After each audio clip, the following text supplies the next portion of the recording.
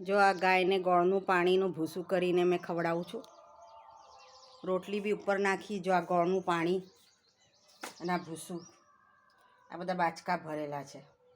Simple ભૂસું નહીં ખાતા એ લોકો. 10 કિલો હું ગોળ લાવી છું. આ જો એના સિવાય શાકભાજી હોય, મારા બગીચામાં પાન હોય એ બી આપું, કાકડી આપું, ટેટી, તરબૂચ, શાકભાજીના ફોતરા કોઈ ફેંકવાના નહીં. હું બગીચામાંય નહીં નાખતી, પણ ગાયોને ખવડાવું છું. આ ઈચ્છાશક્તિની જરૂર હોય છે, ધનની જરૂર નથી. મહેનત કરવાની જરૂર છે અને ઈચ્છાશક્તિની જરૂર છે. અને સવારે ઉઠીને વહેલા ભગવાનને પ્રાર્થના કરવાની ને રાત્રે સૂતી વખતે પ્રાર્થના કરવાની કે તે મને નિમિત્ત બનાવી છે ને મને સેવા કાર્ય કરવામાં મને આનંદ થાય છે. કેવી રીતે કરવું, શું કરવું, હું તમને સોંપું છું ભગવાન.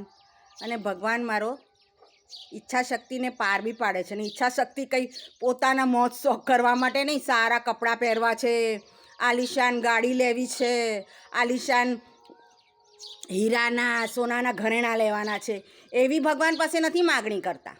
ભગવાન પાસે એવી જ માગણી કરવી કે આ અબોલ જાનવર છે ને અબોલ જાનવરની સેવા કરવા માટે તે મને નિમિત્ત બનાવી છે ને આ જન્મ મને પરોપકારીનું મારું જીવન મળ્યું છે. મનુષ્યને તો એ બી ખબર નથી કે મનુષ્યનો જન્મ શાના માટે મળ્યો છે.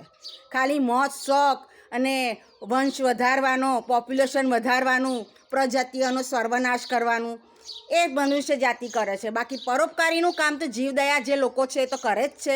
એની તો કોઈ ના નથી. હું 100 વાર કહું છું કે જીવદયા લોકો જે કામ કરી રહ્યા છે એને ધન્યને પાત્ર છે.